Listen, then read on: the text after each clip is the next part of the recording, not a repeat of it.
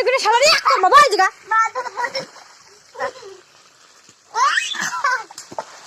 এই যে আমি তোমাদেরকে জিজ্ঞাসা করবো, তোমরা বলবা হ্যাঁ তোমাদের কেমন লাগছে। বসো ওই জায়গা, হ্যাঁ বসো ওই জায়গা, ওই জায়গা বসো।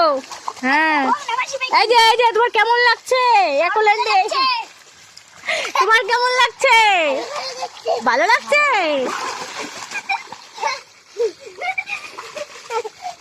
মোর জল ছেটায় না। এই যে